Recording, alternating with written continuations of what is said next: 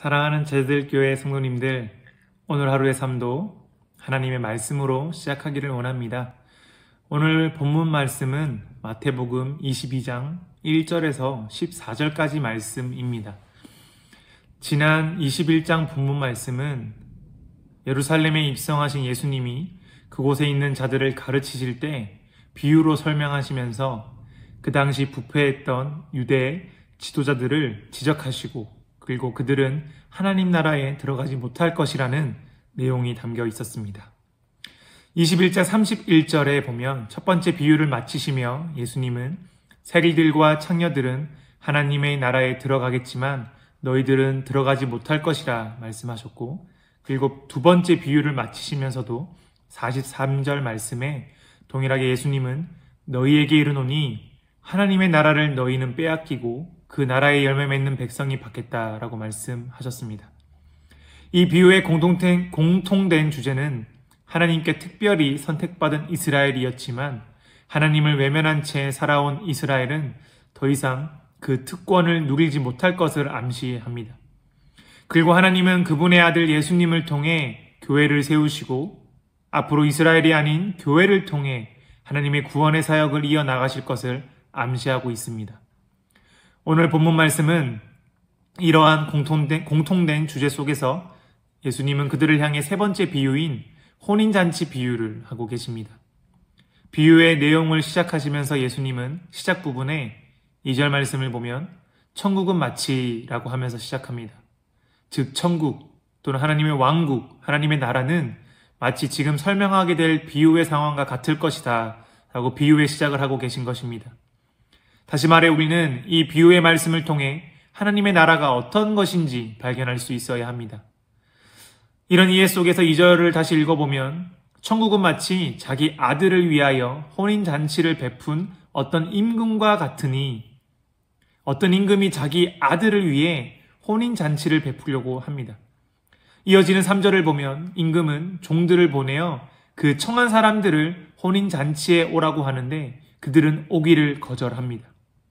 4절에 임금은 다시 다른 종들을 보내 재차 오기를 바랬지만 5절에 기록된 말씀을 보면 그들은 돌아보지도 않고 한 사람은 자기 밭으로, 한 사람은 자기 사업하러 가고 6절 말씀에는 그 남은 자들은 종들을 잡아 모욕하고 죽였다고 기록되어 있습니다. 이 비유의 내용이 꽤나 이 말씀을 읽는 우리들에게 충격적인 것은 임금이 초청한 잔치인데 이렇게 쉽게 거절할 수 있는가입니다. 더 충격적인 것은 거절해서 그치지 않고 청한 받은 자들이 종들을 잡아 모욕하고 죽였다는 것입니다. 임금이 보낸 종이라면 그들은 임금의 사신들이요, 청한받은 자들은 일반 백성에 불과함에도 불구하고 그들은 그 임금의 종들을 모욕하고 죽인 것입니다. 우리는 청한받은 자들이 이렇게 사리 분별을 못할 뿐만 아니라 제정신이 아니라는 것을 우리는 알 수 있습니다. 그리고 이어서 7절과 8절 말씀을 보면 임금이 노하여 군대를 보내어 그 살인한 자들을 진멸하고 그 동네를 불사르고 이에 종들에게 이르되 혼인잔치는 예비되었으나 청한 사람들은 합당치 아니하다고 기록되어 있습니다. 임금의 자비는 이제 여기까지, 그들은 더 이상 혼인잔치에 들어오지 못할 것을 말하고 있는 것입니다. 그 당시 배경을 살펴보면 이 혼인잔치는 유대 전통 속에서 메시아 시대를 의미하는 상징으로 자주 사용되었습니다. 예수님은 그 맥락을 아시고 지금 이 비유를 듣고 있는 유대 지도자들이 이 혼인잔치를 떠올렸을 때 메시아에 대한 인식을 할 것이라는 전제하에 이 비유를 시작하신 것입니다. 그런 인식 속에서 예수님의 비유를 듣기 시작한 그들은 아마 임금은 하나님, 그리고 임금의 아들은 예수님으로 비유하고 있다는 것을 깨닫기 시작했을 것입니다. 그리고 지금 이 말씀을 보고 있는 우리는 이 비유 속에 임금의 초청을 거부한 사람들이 바로 지금 그 자리에 예수님의 비유를 듣고 있는 유대 지도자들이라는 것을 우리는 알 수 있습니다. 예수님은 오늘 본문의 세 번째 비유인 이 혼인잔치 비유를 통해서도 이전의 비유들과 마찬가지로 그 당시 유대 지도자들은 하나님 나라에 들어가지 못할 것을, 더 이상 혼인잔치에 초청받지 못할 것을 암시하고 있습니다. 이어서 계속 말씀을 보도록 하겠습니다. 9절, 10절 말씀을 보면 이 혼인잔치, 즉 하나님 나라에 초청받을 자가 누가 될 것인지 뒤이어 기록되어 있습니다. 말씀을 보면 내거리 길에 가서 사람을 만나는 대로 혼인잔치에 청하여 오라 한데 악한 자나 선한 자나 만나는 대로 모두 데려오니 혼인잔치에 손님들이 가득했다고 기록되어 있습니다. 악한 자나 선한 자 모두가 초청되어 혼인잔치에 왔음을 알 수 있습니다. 누가 하나님 나라에 초청받냐 보았을 때 어떤 조건과 상관없이 모두가 초청되었다는 것을 보여주고 있습니다. 어느 누구나 모두가 혼인잔치, 즉 하나님 나라에 초청받을 수 있다는 것을 의미합니다. 이어서 11절과 14절의 내용을 보면 임금이 손님들을 보러 올 때 한 가지를 점검을 합니다. 바로 예복을 입은 자와 입지 않은 자를 구분하시고 예복을 입지 않은 자들은 어두운 데에 내던져지게 될 것이며 그리고 청함을 받은 자는 많되 택함을 입은 자는 적을 것이다. 이렇게 비유의 이야기가 마무리됩니다. 이 비유에서 예복은 바로 회개를 상징하고 의미합니다. 회개를 하지 않은 사람을 가리켜 예복을 입지 않은 사람으로 표현되고 있는 것입니다. 다시 정리하자면 혼인잔치, 즉 하나님의 나라에 선한 자나 악한 자 모두가 초청을 받을 것인데 예복을 입은 자만이 택함을 입은 자가 된다는 것입니다. 우리에게 주어진 특권은 바로 하나님의 복음이, 그 진리의 말씀이 우리에게 오셨다는 것입니다. 악한 자나 선한 자 모두에게 그 복음이 오셨다는 것입니다. 하지만 그 특권에 택함받은 자가 되기 위해서는 무엇이 필요하다 말합니까? 바로 회개가 필요하다 말합니다. 우리는 하나님의 초청에 응하기로 결단할 뿐만 아니라 회개하고 그리고 의로운 삶을 살아내야 한다는 것을 알아야 합니다. 우리는 오늘 말씀을 통해서 하나님께 받은 특권이 있다면 그 특권에 따른 의무가 있다는 것을 기억해야 합니다. 하나님은 아담과 하와를 창조하시고 에덴 동산에 있는 모든 것들을 그들에게 누리게 하셨습니다.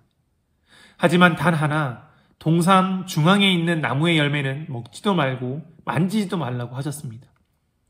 아담과 하와에게 주어진 특권은 에덴 동산에 있는 모든 것을 누리는 것이었습니다.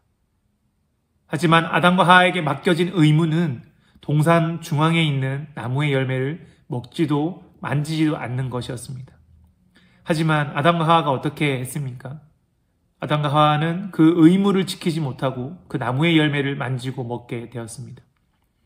하나님이 아담과 하와에게 모든 것을 주시는 특권을 주셨지만 선악의 열매를 먹지 말라는 의무를 주신 이유는 바로 하나님이 그들의 주인이 되시는 주대심, 즉 로들십을 기억하라는 의도였습니다.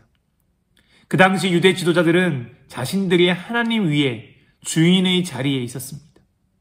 그 주인의 자리에 자신들이 있었기 때문에 예수님의 가르침을 깨닫지 못했고 회개하지 못했고 다시 하나님을 기억하지 못하고 하나님께로 되돌아오지 못한 것입니다. 우리는 누가 우리를 먹이시고 입히시는지, 본질적으로 누가 우리를 창조하시고 구원하시는지, 누가 우리를 아들, 딸 삼아주신 아버지가 되시는지를 기억해야 합니다. 바로 하나님께서 아들 예수 그리스도를 이 땅에 보내주심으로 그를 믿는 모든 자는 하나님을 아버지라 부를 수 있는 특권을 누리게 되었습니다. 그렇다면 우리에게 주어진 의무는 무엇입니까? 바로 예수님이 우리의 구원자가 되시며 하나님이 우리의 창조자가 되심을 우리는 날마다 기억하며 살아가야 합니다. 이 혼인잔치 비유의 신랑은 예수님이 되십니다.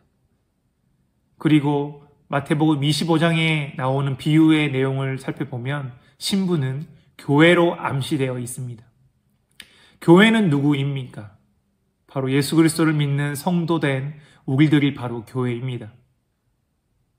신부인 우리는 날마다 신랑 되신 예수님과 함께 살아가야 합니다. 우리의 신랑이 예수님이라는 것을 날마다 기억하며 살아야 합니다. 이러한 삶이 살아내질 때에 우리는 오늘 비유 속에 하나님께 청함받은 것뿐만 아니라 택함을 입은 자가 될 수 있습니다. 하나님의 특권으로 예수님의 신부 또는 교회된 우리가 오늘 하루의 삶도 예복을 입은 의로운 자의 삶으로 하나님이 주신 의무를 지켜내며 이 세상 가운데서 능히 하나님의 나라를 살아가는 삶이 되실 수 있기를 간절히 소망하고 축복합니다.